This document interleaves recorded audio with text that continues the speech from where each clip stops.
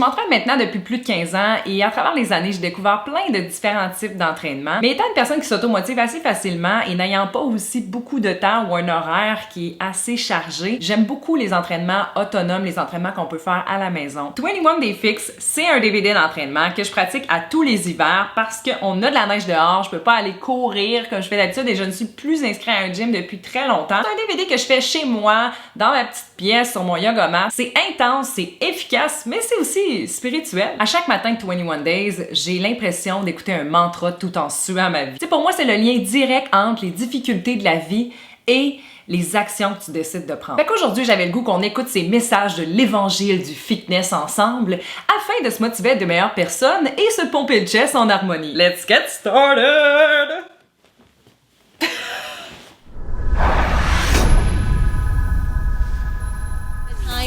One exercise at a time. Don't worry about what was before. Don't worry about what's coming next. Pour moi, c'est comme dire que tu dois respecter le rythme de la vie et accepter que présentement, c'est ça qui se passe, puis que tu peux pas aller plus loin ou stresser ou même ne pas passer à l'action parce que tu penses au futur. Fais ce que tu as à faire maintenant, un jour à la fois, une minute à la fois, une heure à la fois. How bad do you want it?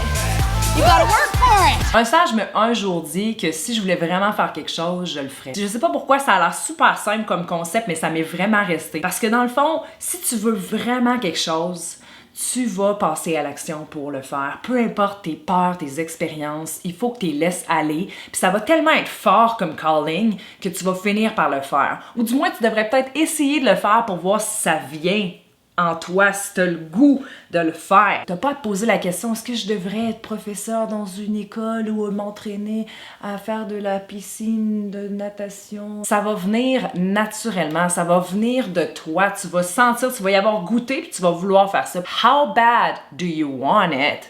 You gotta work for it. À quel point tu veux ce que tu penses vouloir? Parce qu'il va falloir que tu travailles pour. Le travail, on le voit dans le futur s'en venir, puis des fois, c'est ce qui fait en sorte qu'on ne passe pas à l'action. Puis le vouloir, c'est ce qui va tout changer, parce que si tu veux tellement fort, tu le sais qu'il y a des étapes qui s'en viennent, que ça va être difficile physiquement, mentalement, financièrement, mais tu le fais pareil parce que tu le veux en temps.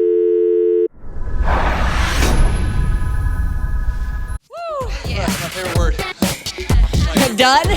Done is his favorite word. Ça me fait rire, puis je trouve que c'est une belle réflexion de la société en général. Je sais pas si c'est tant la nature profonde, la vraie nature de l'humain, ou si c'est seulement dans notre société de vouloir plus, de plus d'argent, plus de besoins, qu'on a développé ce genre de pattern de toujours vouloir finir quelque chose pour finalement commencer autre chose qu'on veut aussi finir, pour finalement commencer autre chose qu'on veut aussi finir. Je pense que le secret réside dans l'action, puis dans le présent, puis qu'on devrait bien plus se concentrer sur qu'est-ce qui se passe maintenant. Si le processus nous dérange, si on n'est pas confortable dans le processus, je pense qu'il y a une introspection à faire, à savoir est-ce que vraiment tu veux vivre la vie que tu es en train de vivre présentement. Je pense que l'humain veut en finir parce qu'il y a une certaine souffrance dans la plupart des choses qu'on fait. Puis même quand on pense qu'on fait quelque chose puis qu'on est fier puis que c'est donc ben le fun, doing something and I'm so proud, tout ce qu'on veut, nous, au final, c'est le feeling de l'avoir fait et non vraiment faire la chose en question. Fait que je pense qu'il faut se re-questionner sur qu'est-ce qu'on fait, est-ce qu'on aime vraiment ce qu'on fait ou on veut simplement accomplir quelque chose en le faisant puis d'agir en conséquence. Guys, strength, that doesn't come from what you can do.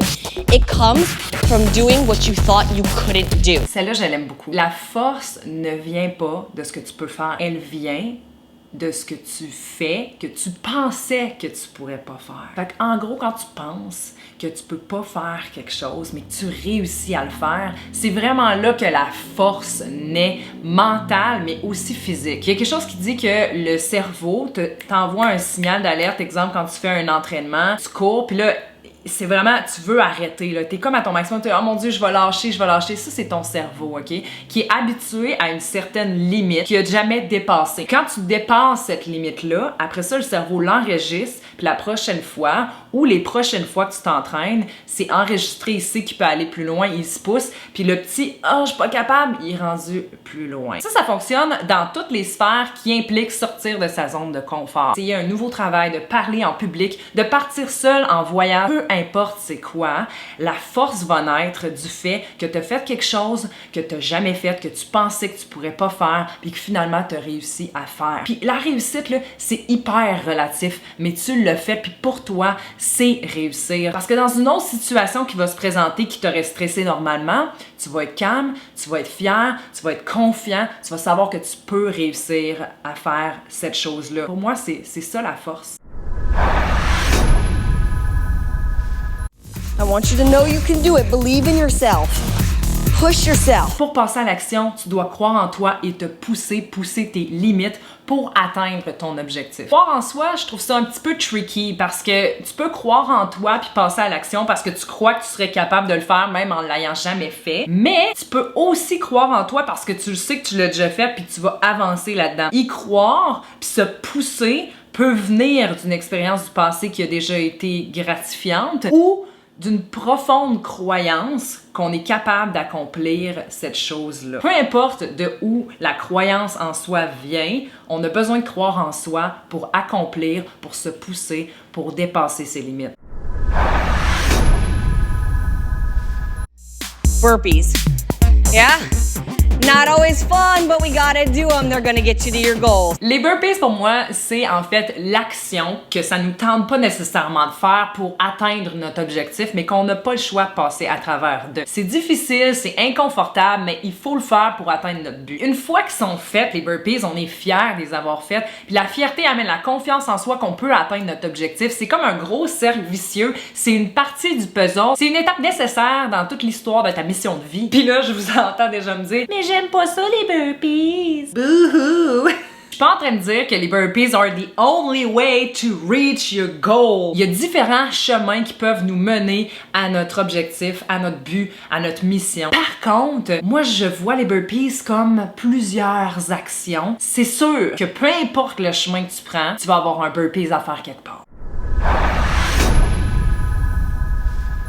You take it to your limit, but you do it for the whole 60 seconds. C'est important d'être conscient de ses propres limites parce que toutes les limites de chaque personne, de chaque chose sur cette terre, de chaque situation est différente. Puis vous pouvez avoir des limites qui fluctuent énormément selon les personnes que vous fréquentez, l'état dans lequel vous êtes, le sommeil que vous avez, les choses que vous mangez, le travail que vous faites ou juste l'environnement en général et aussi votre expérience passée, future, etc. Nos limites sont très différentes d'une personne à une autre, mais je pense que c'est important d'en être conscient durant notre processus. On veut être des êtres exceptionnels, on veut exploiter nos forces à leur plein potentiel pour finalement aider notre communauté, connecter de plus en plus, être des êtres accomplis. Puis on pourrait pas atteindre ces objectifs-là puis notre destinée si on respectait pas nos propres limites dans la vie, mais aussi si on décidait simplement d'abandonner en cours de terme, simplement parce que c'est trop difficile ou qu'on est allé trop loin dans nos limites, alors on s'est burné out, puis là c'est comme, je suis pas destinée à faire ça, c'est trop dur, je lâche prise. Do not put boundaries on what you can do, okay? You can do so much more than you think you can. Dig deep, find it, it's in there. Là, je vais la relire en français et tout décortiquer parce qu'il y a quand même beaucoup d'informations importantes dedans. Do not put boundaries on what you can do. Oui, tu peux mettre tes limites personnelles. Oui, tu dois respecter ton bien-être personnel, tes propres limites. Mais souvent, on se met des barrières invisible selon notre expérience du passé, ce qu'on pense qui peut arriver dans le futur. Puis on met ces barrières-là parce qu'on n'a pas confiance en nos capacités, parce qu'on est traumatisé par certaines douleurs du passé ou par un futur inexistant, ou simplement parce qu'on veut se donner une raison d'abandonner parce que c'est trop difficile mentalement, présentement ou physiquement. Et on peut reconnaître cette voix-là quand on prend 2 minutes pour s'asseoir, pour relaxer, pour tasser nos pensées, voir ce qui se passe réellement dans le présent. You can do so much more than you think you can. Dig deep, find it, it's in there. Ça résume vraiment bien ce que je suis en train de dire, parce que si tu creuses plus loin, and you find it, it's in there. Au final, ce qui est en surface, c'est l'ego puis le corps de souffrance. Quand on creuse plus loin, quand on est présent, quand on introspecte plus loin, on se rend compte que notre vrai nous est capable de faire beaucoup plus que ce qu'on pensait qu'il était capable. On s'est mis des barrières invisibles. Elles n'existent pas, ces barrières-là. C'est simplement l'ego et le corps de souffrance qu'ils ont créé pour nous protéger d'expériences du passé, de futur, de peur, de ridiculisation, de fierté, peu importe. Notre vrai nous, lui, il n'y a pas de barrière en termes d'accomplir son vrai soi. Don't quit. The only person you're quitting on is yourself. Don't cheat. The only person you're cheating is yourself. Make the most of this 30 minutes. C'est beau la vie, hein? De se rendre compte qu'on est responsable de ses choix, qu'on pourrait tricher, qu'on pourrait quitter, que c'est carrément un choix, que personne nous empêcherait parce que c'est nous, c'est nos actions, c'est notre vie, on peut faire ce qu'on veut, mais on décide de ne pas quitter, on décide de ne pas tricher, on décide de le faire complètement, pleinement, en pleine conscience, parce qu'on a le vouloir d'atteindre un certain objectif, de s'accomplir en tant que personne, de devenir des meilleures personnes au quotidien, d'enlever les barrières invisibles et de foncer plus loin, se prouver à nous-mêmes qu'on peut le faire, mais aussi partager ce learning, ces expériences, ces défis, cet accomplissement-là à notre communauté. This warm-up is where you set your intentions for the workout. It's where you decide how are you going to attack it today. Le warm-up pour moi, c'est à chaque fois que je me réveille le matin. À chaque fois que je me réveille le matin, je décide de comment va se passer ma journée. Puis des fois, c'est un choix qui est plutôt inconscient, d'autres fois, il est très conscient. Mais je pense que c'est important de se réveiller puis se donner une intention pour sa journée. C'est une occasion qui se représente à chaque jour de renouveler nos intentions et d'être une meilleure personne. Got this. As you start to get more tired, I want you to remember why you bought this. What do you want from it? What are you working towards? Dans la vie, il y a des défis qui se pointent et qu'on peut rien faire nécessairement. C'est notre environnement, c'est des personnes. On ne peut pas tout contrôler notre environnement, puis ça serait foolish de penser qu'on peut. Puis ces obstacles-là sont pas nécessairement rapides. On les passe, c'est fini, voilà, ça a duré 1 heure. Il y en a qui durent sur de plus longues périodes, des années, voire même. C'est dans des périodes comme ça que c'est important de se rappeler pourquoi on fait les choses. Pourquoi on travaille fort pour faire ce qu'on fait présentement, mais aussi qu'est-ce qu'on en retire. Je suis pas en train de dire qu'à chaque fois qu'on fait quelque chose, il faut qu'on en retire quelque chose, mais est-ce que pour nous, le poids de ce qu'on en retire égalise le pourquoi on le fait? We're looking to make a change. We're looking to fix something. The only way to do that is to do something you've never done. Get out of your own head and let's have some fun. Pour vivre quelque chose qu'on n'a jamais vécu, il faut souvent passer à l'action en faisant des choses qu'on n'a jamais faites. Il faut sortir de sa zone de confort, il faut oser. On recherche ici le changement, l'évolution, le développement. Donc, on doit nécessairement sortir de sa zone de confort et essayer de nouvelles choses, découvrir la vie différemment pour nous amener à un résultat différent. Nouveauté égale changement, mais aussi explorer différemment certaines situations. Donc, ça ne veut pas nécessairement dire passer à l'action, faire quelque chose. Ça peut aussi être juste un changement de perception, une nouvelle façon de voir une situation ou un événement ou nous-mêmes. Shake it off, let it go. That one's over with. You did what you could.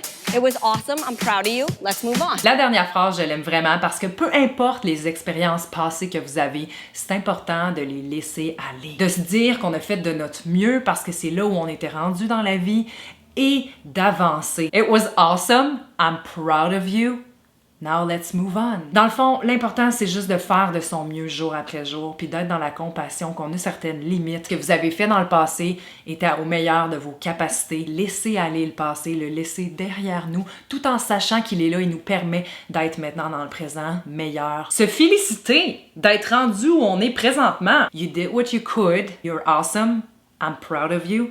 Now let's move on. C'était Émilie Derboim, j'espère que vous avez aimé mon vidéo un petit peu plus différent qu'à l'habitude. Si c'est le cas, n'oubliez pas de nous le faire savoir en likant, partageant, commentant. Si vous avez des DVD d'entraînement, je suis toujours à la recherche de nouveaux DVD d'entraînement de maison, donc ça me ferait plaisir d'avoir vos suggestions. Et sinon, on se revoit la semaine prochaine. Les vidéos sont disponibles à chaque jeudi. Namaste guys!